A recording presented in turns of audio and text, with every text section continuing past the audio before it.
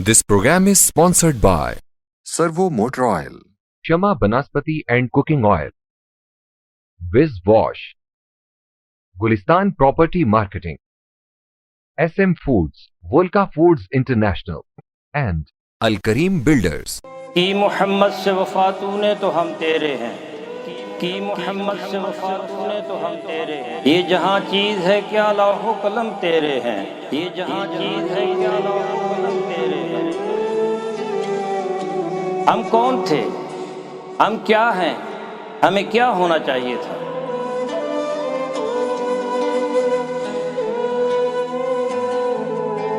ہمارے ماضی کی سطوت، ہمارے اسلاف کی اخلاقیات و روایات، ہمارا علمی ورثہ جسے ہم کھو چکے ہیں،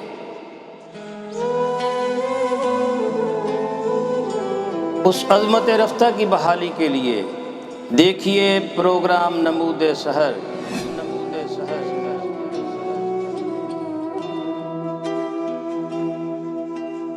بسم اللہ الرحمن الرحیم۔ السلام علیکم ناظرین، آپ دیکھ رہے ہیں میکس نیوز کا پروگرام نمود سحر اور میں ہوں ڈاکٹر محمد حسین آزاد۔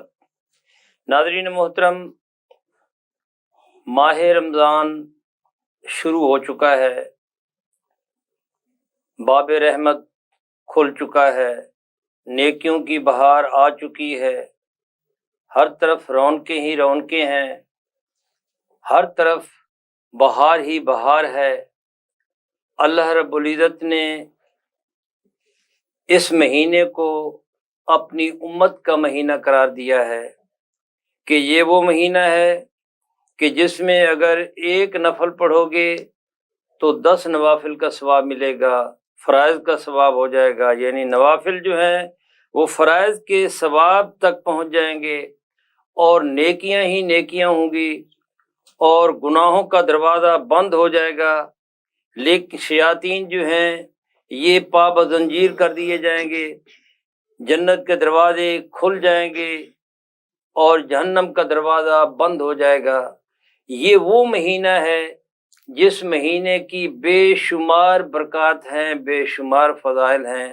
آج ہم اس حوالے سے گفتگو کریں گے کہ اس مہینے میں کون سے اللہ رب العزت نے وہ فرائض ہم پر عائد کیے ہیں، کون سے وہ احکامات ہیں جس کا شریعت ہم سے تقاضا کرتی ہے، جو روزے کے لیے ضروری ہے، روزہ دار کے لیے ضروری ہے، اور ان کے بغیر جو ہے وہ روزہ جو ہے وہ اس کا اجر یا اس کی افادیت جو ہے وہ واضح نہیں ہوتی۔ اس کو ہم ڈسکس کریں گے تاکہ ناظرین، سامعین اور روزہ رکھنے والے جو ہیں آج کے اس پروگرام سے فائدہ اٹھا سکیں۔ ہمارے لیے خوش قسمتی ہے کہ آج یہ ملک پاکستان کے نہایت ہی خوبصورت قرآن پڑھنے والے قاری عاشق حسین صدیقی ہمارے درمیان موجود ہیں۔ میں ان کا شکر گزار بھی ہوں۔ قاری صاحب بہت بہت شکریہ، آپ تشریف لائے۔ آپ چیف انسپیکٹر ہیں سول ڈیفنس میں اور ایم فل کیا ہے آپ نے بہاؤالدین زکریا یونیورسٹی سے۔ خوبصورت قرآن بھی پڑھتے ہیں اور خوبصورت ناظرین محترم بولتے ہیں۔ ان کے ساتھ تشریف فرما ہے، ہمارے پہلے پروگراموں میں بھی تشریف لاتے رہتے ہیں، قاری محمد شریف توسوی۔ آپ ایم فل کر چکے ہیں، پی ایچ ڈی کر رہے ہیں، اور اللہ رب العزت ان کے علم میں اضافہ فرمائے اور اپنی وہ منزل، اپنا وہ گول جو ہے وہ اچیو کر سکیں۔ اس کا آغاز ہم کرتے ہیں۔ میں قاری صاحب سے گزارش کروں گا، قاری عاشق حسین صدیقی صاحب سے، کہ وہ قرآن مجید کی وہ آیت تلاوت فرمائیں جس میں اللہ رب العزت نے روزہ فرض بھی کیا ہے اور اس میں احکامات بھی بیان کیے ہیں، اور پھر اس روزے کے فوائد بھی بیان کیے ہیں، اور میں چاہوں گا کہ اس کے ساتھ رسول اللہ صلی اللہ علیہ وآلہ وسلم کی شان میں 2 اشعار بھی پڑھیں گے، اور اس کے ساتھ ہی ہمارا پروگرام جو ہے وہ شروع ہو جائے گا۔ جی قاری صاحب۔ بسم اللہ کریں. اعوذ باللہ من الشیطان الرجیم.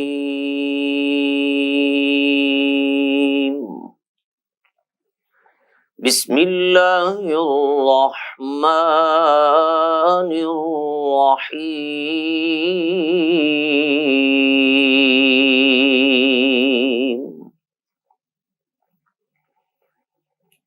یا ایہا الذین آمنوا کتب علیکم الصیام کما کتب علی الذین ماشاء اللہ ماشاء اللہ سبحان اللہ. كما كتب على الذين من قبلكم لعلكم تتقون. سبحان اللہ ماشاء اللہ ماشاء اللہ. أياما معدودات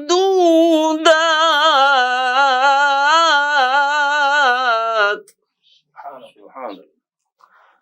فمن كان منكم مريضا أو على سفر فعدة من أيام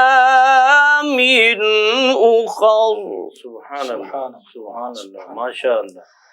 وعلى الذين يطيقونه فدية طعام مسكين.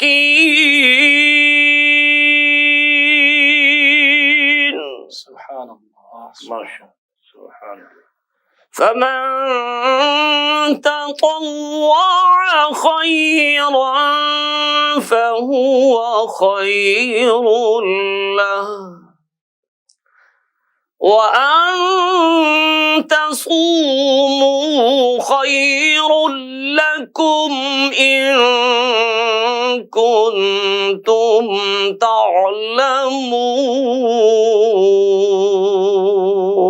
سبحان اللہ. صدق اللہ العظیم. ماشاء اللہ. تلاوت کردہ آیات بینات کا ترجمہ. ماشاء اللہ. پناہ مانگتا ہوں اللہ تعالیٰ کی شیطان مردود کے شر سے. اللہ کے نام سے شروع جو بڑا مہربان نہایت رحم فرمانے والا. اے ایمان والو تم پر روزے فرض کیے گئے جیسا کہ اگلوں پر فرض ہوئے تھے کہ کہیں تمہیں پرہیزگاری ملے. گنتی کے دن ہیں تو تم میں سے جو کوئی بیمار یا سفر میں ہو تو اتنے روزے اور دنوں میں، اور جنہیں اس کی طاقت نہ ہو وہ بدلہ دیں ایک مسکین کا. پھر جو اپنی طرف سے نیکی زیادہ کرے تو اس کے لیے بہتر ہے، اور روزہ رکھنا تمہارے لیے زیادہ بھلا ہے اگر تم جانو. وما علینا الا البلاغ المبین. ماشاء اللہ ماشاء اللہ. قاری نعت صاحب رسول خدا مقبول. کا ذکر کرے اور ذکر مصطفیٰ نہ کرے، ہمارے منہ میں ہو ایسی زباں خدا نہ کرے.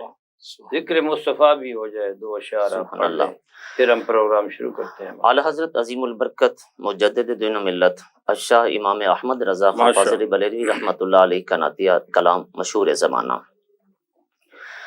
زمین و زمان تمہارے لیے مکین و مکان تمہارے لیے زمین و زمان تمہارے لیے مکین و مکان تمہارے لیے چنین و چنا تمہارے لیے بنے دو جہاں تمہارے لیے. بے شک بے شک. دہن میں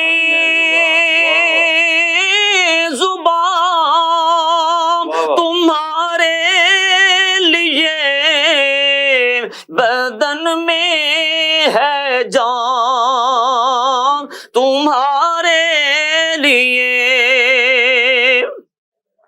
آقا دہن میں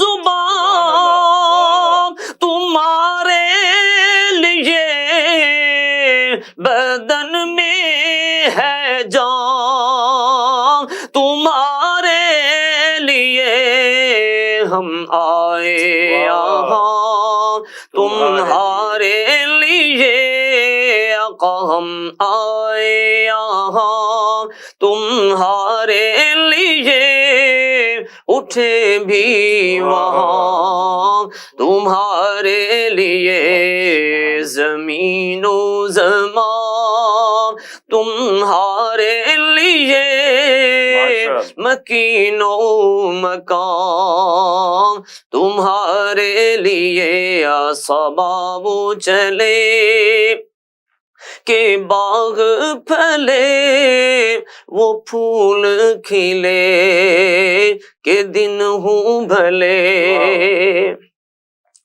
صبا وہ چلے کہ باغ پھلے وہ پھول کھلے کہ دن ہوں بھلے لیوا کے تلے سنا میں کھلے لیوا کے تلے سنا میں کھلے رضا کی زبان تمہارے لیے زمین و زمان تمہارے لیے مکین و مکان تمہارے لیے اللہ آپ کو خوش رکھے، اللہ آپ کی آواز کو مزید سریلا بنائے. آپ نے قرآن مجید پڑھا، آپ نے رسول اللہ صلی اللہ علیہ وسلم کے حضور نذرانہ عقیدت پیش کیا، دل خوش کر دیا. اللہ آپ کو خوش رکھے. جی قاری صاحب آپ سے ہم آغاز کرتے ہیں. قاری عاشق حسین صدیقی صاحب نے بڑی خوبصورت آواز میں قرآن مجید کی تلاوت فرمائی اور آیات محکمات بینات کا ترجمہ بھی پیش کیا. تو میں چاہوں گا کہ آپ آغاز کریں، کیونکہ آج کا ہمارا موضوع جو ہے وہ ماہ رمضان میں احکامات اور وہ مسائل جو ہیں جو ایک روزہ دار کو مد نظر رکھنے چاہیے، روزہ دار کے لیے ضروری ہیں، ہم وہ اس کا یعنی آج ذکر کریں گے. تو میں چاہوں گا کہ اس قرآن مجید کی آیات بینات کے حوالے سے ان کو مد نظر رکھتے ہوئے ان کے پیش نظر جو ہے اپنی گفتگو کا آغاز کریں اور سامعین محترم کو، ناظرین محترم کو اس سے آگاہ فرمائیں. جی بسم اللہ. الحمدللہ الذی ہدا والصلاة والسلام علی سید الرسول وخاتم الانبیاء وعلی آلہ وصحبہ المجتبى اما بعد فاعوذ باللہ من الشیطان الرجیم بسم اللہ الرحمن الرحیم. سب سے پہلے تو میں ڈاکٹر صاحب آپ کا مشکور ہوں کہ آپ نے اس مبارک سلسلے میں مجھے شریک ہونے کی سعادت بخشی. دعا ہے کہ اللہ تبارک و تعالی اس ماہ مبارک کے صدقے سے ہم سب کی بے حساب مغفرت فرمائے. قاری صاحب نے بہت ہی خوبصورت انداز میں تلاوت کلام پاک ہمیں سنائی، سامعین بھی سنیں گے، لطف اندوز ہوں گے. سورہ بقرہ کی آیہ مبارکہ انہوں نے تلاوت کی ہے، جس میں اللہ تبارک و تعالی نے فرمایا یا ایھا الذین آمنوا کتب علیکم الصیام، اے ایمان والو تم پر روزے فرض کر دیے گئے، کما کتب علی الذین من قبلکم، جیسا کہ تم سے پہلے لوگوں پر بھی یہ فرض کیے گئے تھے. لعلکم تتقون، روزہ فرض کرنے کا مقصد کیا ہے؟ تاکہ تم پرہیزگار بن جاؤ متقی بن جاؤ، اللہ کا قرب حاصل کر لو، اللہ کے مقرب بندوں میں شامل ہو جاؤ۔ تو اس آیہ مبارکہ کو اگر دیکھے تو حضور علیہ السلام نے فرمایا الصوم لی وانا اجزی بہ۔ نبی مکرم صلی اللہ علیہ وآلہ وسلم فرماتے ہیں اللہ تبارک و تعالی نے فرمایا یہ روزہ میرے لیے ہے اور اس کی جزا بھی میں خود عطا فرماؤں گا۔ تو روزے کے احکامات دیکھیں اگر ہم کہ روزے میں اس آیہ مبارکہ میں جو کچھ فرمایا گیا ہے کہ اگر انسان کو کچھ مجبوریاں لاحق ہوتی ہیں، روزہ نہیں رکھ سکتا، تو اس سے جاننے سے پہلے ہم یہ بھی جان لیں کہ روزہ فرض کب ہوا ہے، روزے کی فرضیت کا حکم کب ہوا ہے۔ یہ 10 شعبان المعظم سن 2 ہجری کو اللہ تبارک و تعالی نے یہ حکم نازل فرمایا کہ روزے کی فرضیت کا حکم آیا سن 2 ہجری کو۔ اور اس فرضیت کے کچھ اسباب لکھے گئے ہیں کہ جس طرح حضرت سیدتنا ہاجرہ رضی اللہ تعالی عنہا حضرت اسماعیل ذبیح اللہ کے لیے پانی کی تلاش میں نکلی، آپ نے بار بار صفا مروہ کا چکر لگایا تو اللہ تبارک و تعالی کو آپ سلام اللہ علیہ کی یہ عادت بڑی پسند آئی، تو اللہ تبارک و تعالی نے ہر حاجی کے لیے ہر عمرہ کرنے والے کے لیے یہ لازم کر دیا کہ وہ صحیح صفا مروہ کی کریں گے۔ اسی طرح لکھتے ہیں کہ نبی مکرم صلی اللہ علیہ وآلہ وسلم نے جب کچھ دن غار حرا میں گزارے تو آپ صلی اللہ علیہ وآلہ وسلم کا غار حرا میں یہ معمول ہوتا تھا کہ آپ صلی اللہ علیہ وآلہ وسلم دن کو کچھ نہیں کھاتے تھے، کچھ نہیں پیتے تھے، رات کو اللہ تبارک و تعالی کی بارگاہ میں قیام فرماتے تھے۔ تو آپ کی یہ ادا اللہ تبارک و تعالی کو پسند آئی، اللہ تبارک و تعالی نے روزے کا حکم جاری فرما دیا۔ اب انسان ہے مجبوریاں بھی لاحق ہوتی ہیں، اگر وہ روزہ نہیں رکھ پاتا تو اس کے لیے کیا ہے، اس کے لیے کفارے کا حکم ہے، وہ کفارہ ادا کرے۔ کفارہ کیا ہے؟ مسکین کو کھانا کھلانا ہے، یا غلام آزاد کرنا ہے، یا پھر اس کی قضا ہے کہ رمضان المبارک کے بعد اس کی قضا کرے گا۔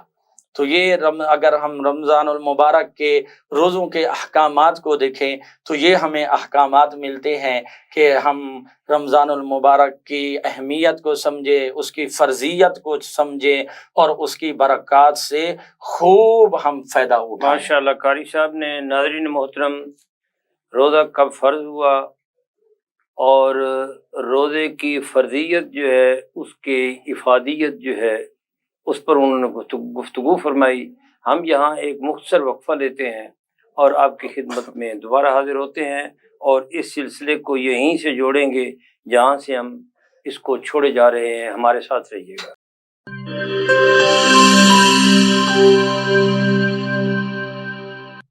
This program is sponsored by Servo Motor Oil, Shama Banaspati and Cooking Oil, Wiz Wash, Gulistan Property Marketing, SM Foods, Volca Foods International, and Al Kareem Builders.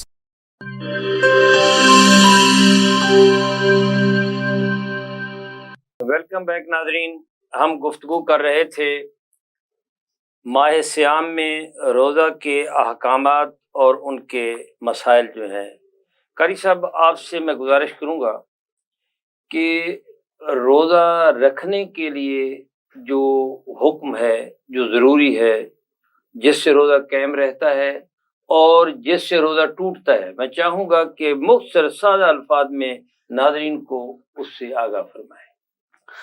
جی، بسم اللہ الرحمن الرحیم۔ کب شروع ہوتا ہے روزہ، کب ختم ہوتا ہے، اور اس دوران جو ہے کون کون سے احکامات ضروری ہیں جس کو روزے دار کو مد نظر رکھنا چاہیے؟ بہت شکریہ قبلہ ڈاکٹر صاحب۔ دیکھیے، اب کب شروع ہونے اور کب ختم ہونے سے یہ تو ظاہر سی مراد ہے کہ صبح صادق کے وقت روزہ شروع ہوگا اور جب غروب آفتاب کا یقین ہو جائے تب روزہ افطار کر لیا جائے گا۔ یعنی روزہ صبح سے لے کر شام تک محض کھانے پینے سے رکنے کا نام نہیں ہے، بلکہ دراصل روزے کا جو بنیادی مقصد ہے، جس طرح اللہ تعالیٰ نے قرآن کریم میں فرمایا ہے لعلکم تتقون، کہ تقوی کا حصول، تزکیہ نفس، اور اس سے جو مقصود ہے، اللہ تعالیٰ نے ہمیں روزہ رکھنے کا حکم کیوں دیا، ہمیں بھوکے پیاسے رہنے سے رب کی ذات کو کیا فائدہ ہے، میں کیوں سارا دن بھوکا پیاسا رکھا، تو دراصل یہ اللہ تعالیٰ کا قرب مقصود ہے کہ تزکیہ نفس کے ذریعے اللہ تعالیٰ کا قرب حاصل ہوتا ہے۔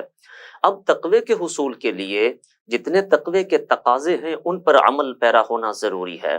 ہر وہ چیز جو یوں سمجھیے کہ اخلاقیات کے دائرے سے باہر ہے، وہ جب روزے کی حالت میں آپ اس کو اختیار کرتے ہیں جو تقوی کے منافی ہے، تو وہ آپ کے روزے پر اثر انداز ہوتی ہے۔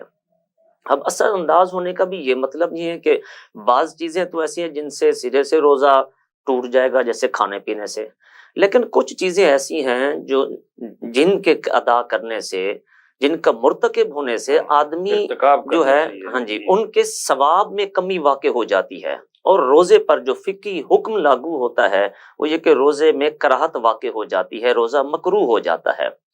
اب نیکیاں مل کرنے سے جو نورانیت اور اس کے برکات اور ثمرات حاصل ہوتے ہیں، آدمی ان ثمرات سے محروم ہو جاتا ہے۔ جھوٹ ہے، غیبت ہے، چغلی ہے۔ اب روزہ رکھنے کے ساتھ ساتھ جہاں ہم ان چیزوں سے بچتے ہیں، کھانے پینے کو آدمی چھوڑ دیتا ہے، وہیں جن امور سے اللہ تعالیٰ نے اجتناب کرنے کا حکم دیا ہے ان امور سے بچنا بھی ہمارے لیے ضروری ہے۔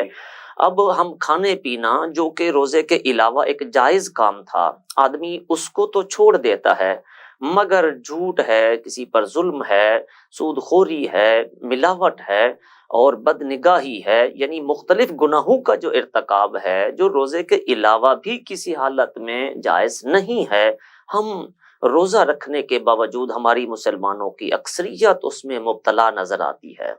یہی وجہ ہے کہ سالہ سال ہم لوگ تسلسل کے ساتھ رمضان المبارک کے روزے رکھتے ہیں، مگر ہماری عملی زندگی میں کوئی انقلاب برپا نہیں ہوتا، اس کے فوائد اور ثمرات ہماری زندگیوں میں واضح نظر نہیں آتے۔ ہر سال روزے بھی رکھتے ہیں مگر مختلف گناہوں میں مبتلا بھی رہتے ہیں۔ اس کی وجہ یہ ہے کہ روزے کی جو روح ہے، جو تقوی اختیار کرنا، جو رب تعالیٰ کا حقیقی مقصود تھا، جو تزکیہ نفس تھا، ہم اس کو ترک کر دیتے ہیں۔ تو اس لیے روزے میں ہر اس چیز سے جس کو اللہ تعالیٰ نے منع فرمایا ہے اس سے اجتناب کرنا یہ انتہائی میں ضروری قاری صاحب ہے۔ آپ کے پاس دوبارہ آتا ہوں اور انشاءاللہ اختتام گفتگو کا بھی آپ پر ہی ہوگا۔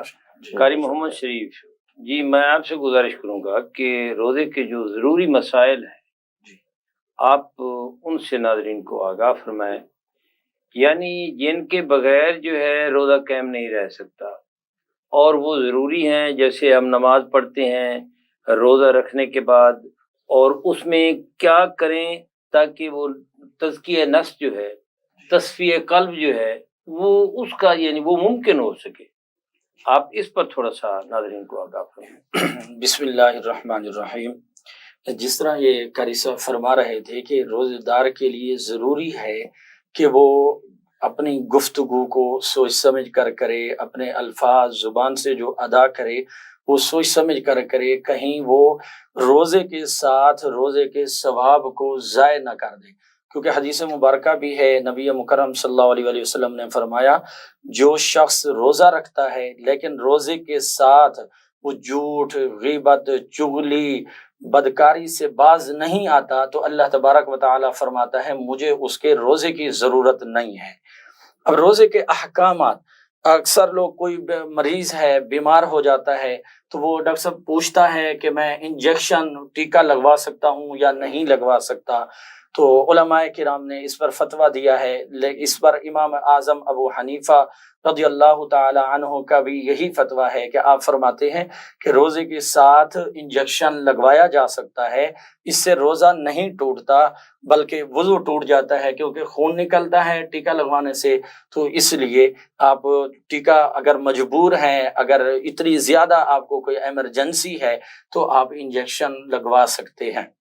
روزہ بھی اگر قاری صاحب اگر خون بہہ نکلے تو پھر وہ جو ہے نا وہ ٹوٹتا ہے، وضو جو ہے وضو وہ یعنی صرف سوئی چبھونے سے جو ہے وہ جی نہیں بلڈ اگر ٹوٹتا۔ نکلے گا تو ہاں، تب ہی جو ہے نا وضو فرض ہو جائے گا، یہ بھی احناف کے نزدیک ہے۔ قاری صاحب میں آپ کی طرف آؤں گا، یہ جو ماہ رمضان ہے، ماہ رمضان میں صرف یہ نہیں ہے کہ روزہ رکھ لو، بڑے بڑے مخیر حضرات ہیں، بڑے بڑے دولت مند ہیں، اللہ نے ان کو بہت رزق دیا ہے، تو اللہ نے یہ بھی جہاں رزق دیا ہے تو یہ بھی فرمایا ہے کہ یسألونک ماذا ینفقون قل العفو۔ تو میں چاہوں گا کہ تھوڑا سا اس پر بھی توجہ دیں کہ کیا کرنا چاہیے مخیر حضرات کو، یعنی کچھ لوگ تو ایسے ہیں جن کے پاس کھانے کو کچھ نہیں ہوتا، تو آپ تھوڑا سا اس پر گفتگو فرمائیں۔ جی بہت شکریہ۔ یقیناً ایک ہمارے معاشرے کا ایک سلگتا ہوا مسئلہ ہے،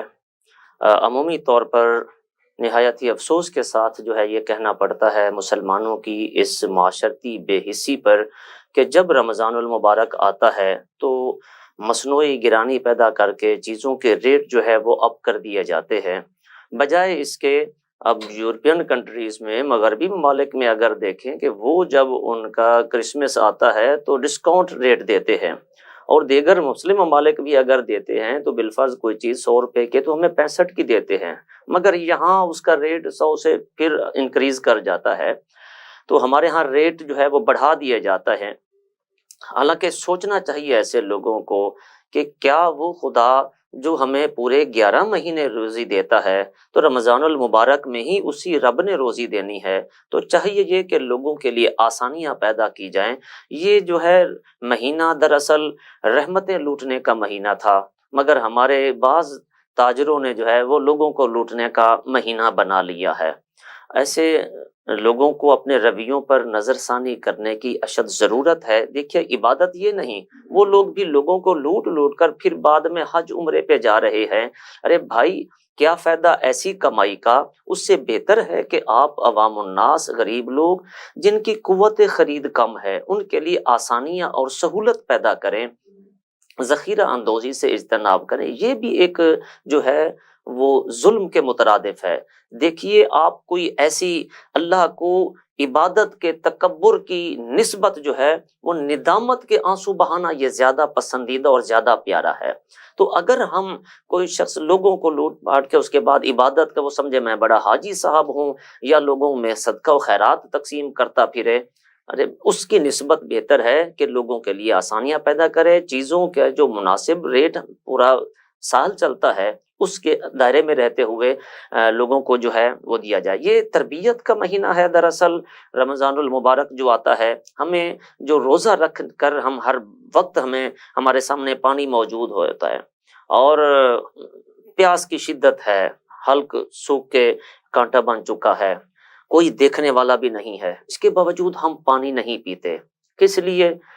ہمارا یہ یقین کامل ہوتا ہے کہ ہم 7 پردوں میں بھی چھپے ہوئے ہوں، کمروں کے اندر جتنا چھپے ہوئے کوئی بھی نہ دیکھ رہا ہو، ہمارا رب ہمیں دیکھ رہا ہے۔ تو جب روزے کی حالت میں ایک طرف ہمارا یقین اس حد تک ہے کہ ہمارا رب ہمیں دیکھ رہا ہے، تو کیا جو آپ گرانی کر رہے ہیں یا آپ جو ملاوٹ کر رہے ہیں یا لوگوں کو زیادہ بھاؤ پہ چیزیں بیچ رہے ہیں، کیا یہ رب نہیں دیکھ رہا؟ کیا اس کا حساب نہیں دینا ہوگا؟ اس وقت ہماری توجہ جو ہے وہ کدھر چلی جاتی ہے؟ ہر چیز میں سختی اور مہنگائی اور لوگوں کو لوٹنا۔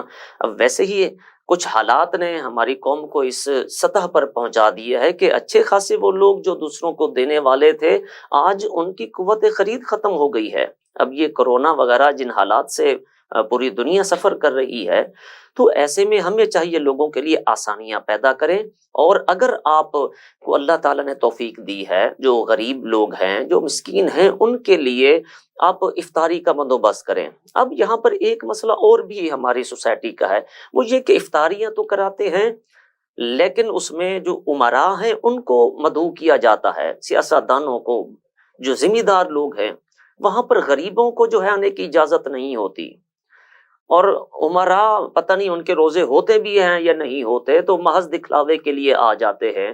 تو اس میں اگر غریب کو آپ روزہ افطار کروائیں گے تو یقین کریں اس کے دل سے جو دعا نکلے گی وہ آپ کی زندگی کو بدل کے رکھ دے گی۔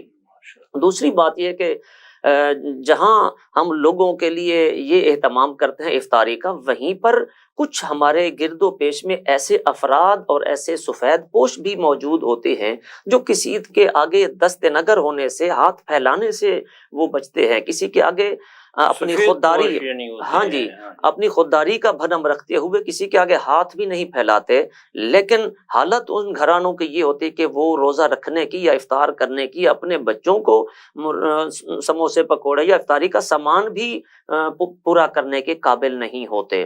تو ہم لوگ اپنے ارد گرد رہنے والوں کے حالات سے باخبر ہوتے ہیں، کوئی بیوہ عورت ہے، کوئی یتیم بچے ہیں، تو ہمیں چاہیے کہ ضروری نہیں کہ جو آپ کے دروازے پہ آئے آپ اس کی ہیلپ کریں، ان لوگوں کو ڈھونڈ کر ان تک پہنچایا جائے۔ یہ عمل یقین کریں اللہ تعالیٰ اس کو اتنا پسند فرماتا ہے، اور آپ کی سوچ سے بھی زیادہ اللہ تعالیٰ اجر و ثواب عطا فرمائے گا، اس میں اخلاص آئے گا، ریاکاری کے عنصر سے آدمی بچا ہوا ہوگا۔ تو جہاں آپ یہ اہتمام کریں وہاں ہمسایوں کا خیال رکھیں۔ مشہور حدیث مبارکہ آقا علیہ الصلوۃ والسلام نے فرمایا کہ وہ شخص مسلمان نہیں ہے جس کا ہمسایہ بھوکا ہو اور وہ رات کو خود پیٹ بھر کر سوئے مگر اس کا ہمسایہ بھوکا ہوا ہو۔ تو اس کے لیے ایک چیز جو ہے وہ اور عرض کرنا چاہوں گا کہ چونکہ رمضان المبارک میں حدیث مبارکہ میں ہے اللہ تعالیٰ رحمت کے 300 دروازے کھول دیتا ہے، لیکن جہاں اللہ کی رحمتیں اس قدر چھما چھم برس رہی ہوتی ہیں، دیکھیے باقی مہینے ہیں ان کی مخصوص ایام، مخصوص راتیں، بعض مہینوں کے دن جو ہیں فضیلت والے ہیں، مگر یہ وہ مبارک مہینہ ہے جس کا ہر لمحہ، جس کی ہر گھڑی رحمت بھری ہے، ہر آن اللہ کی رحمتیں چھما چھم برس رہی ہوتی ہے۔ تو یہ جو جب رحمتوں کا نزول ہو رہا ہوتا ہے، ہم سب لوگ اللہ کی رحمت کے جو ہے وہ متلاشی ہوتے ہیں۔ بلکہ بات طویل ہو رہی ہے کہ وہ ایک مشہور حدیث مبارکہ ہے کہ جبریل امین نے حضور صلی اللہ علیہ وسلم کی خدمت میں عرض کی، یا رسول اللہ، اللہ نے مجھے اتنی قوت و طاقت عطا فرمائی ہے کہ میں ریت کے ذروں کو، سمندر کے قطروں کو گن سکتا ہوں، مگر آپ کی ذات پر جو درود پڑھا جاتا ہے اس پر کتنی رحمتیں نازل ہوتی ہیں اس کو میں شمار بھی نہیں کر سکتا، اس سے میں بھی عاجز ہوں۔ تو ہم لوگ رحمتوں کے تو طلبگار ہوتے ہیں، مگر کچھ کام ایسے بے خیالی میں کر گزرتے ہیں جن کی وجہ سے آدمی اللہ کی رحمت سے محروم ہو جاتا ہے، وہاں رحمتیں رک جاتی ہیں۔ اور وہ دو کام ایسے ہیں، ایک تو کسی پر ظلم کرنا ہے، جب آپ کسی پر ظلم کرتے ہیں تو رحمت پھر نہیں نازل ہوتی۔ وہ شام کا سفیر حضرت عمر فاروق رضی اللہ تعالیٰ عنہ کے پاس آیا تھا نا کہ آپ ایک اینٹ کا تکیہ بنا کر سوئے ہوئے تھے، تو اس نے کہا تھا کہ میں جانتا ہوں کہ کس وجہ سے آپ مسلمانوں کے امیر ہو کر بھی اتنے سکون کی نیند سوتے ہیں، اس لیے کہ آپ ظلم نہیں کرتے۔ تو جس معاشرے میں ظلم ہو وہاں سکون کبھی نہیں آ سکتا۔ اور دوسری بات جو سود خوری ہے، یہ بھی ہمارے معاشرے کا ایک سلگتا ہوا المیہ ہے۔ تو جہاں سود خوری ہوتی ہے وہاں بھی اللہ کی رحمتیں رک جاتی ہیں، لہٰذا ہمیں ان چیزوں سے اجتناب کرنا چاہیے۔ گویا کہ ماہ رمضان میں بچنا چاہیے ان چیزوں سے۔ بالکل قاری صاحب آپ کا بہت بہت شکریہ، قاری محمد شریف آپ کا بھی بہت بہت شکریہ۔ ناظرین محترم، ہم گفتگو کر رہے تھے ماہ رمضان میں کن مسائل کو اور کن احکامات کو ہمیں مد نظر رکھنا چاہیے۔ تو اس کے لیے آپ جانتے ہیں بڑے ضروری احکامات جو ہیں وہ یہی ہیں کہ ہم روزہ رکھتے ہیں، طلوع فجر سے پہلے روزہ رکھتے ہیں، اور اللہ رب العزت نے اس پوری رات کو ہمارے لیے جو بھی حلال کام ہیں، حلال افعال ہیں، وہ ہم کر سکتے ہیں، جبکہ یہ پہلی امتوں پر یہ جائز نہیں تھے۔ 24 گھنٹے کا روزہ ہوتا تھا، اور روزہ جب ہم رکھتے ہیں، روزہ رکھنے کے بعد جو ہے پھر کھانا جو ہے بعض اوقات ایسا ہوتا ہے کہ جب فجر طلوع ہو جاتی ہے، اور اس کے لیے اب تو آسان ہے، اوقاف بن چکے ہیں، مواقیت بن چکے ہیں، اور جب نکارہ بجتا ہے، آواز آتی ہے اور وہ کہہ دیتا ہے کہ اب روزے کا وقت ختم ہو چکا ہے، تو ہمیں کھانا پینا بند کر دینا چاہیے، چونکہ اس کے بعد اگر آپ کہیں کہ جی چلو چائے پی لیں، پانی پی لیں، تو یہ جائز نہیں ہوگا۔ اسی طریقے روزے کا جب کھولنے کا وقت آتا ہے تو اس وقت بھی اعلان ہوتا ہے کہ روزہ کھولنے کا وقت ہو چکا ہے۔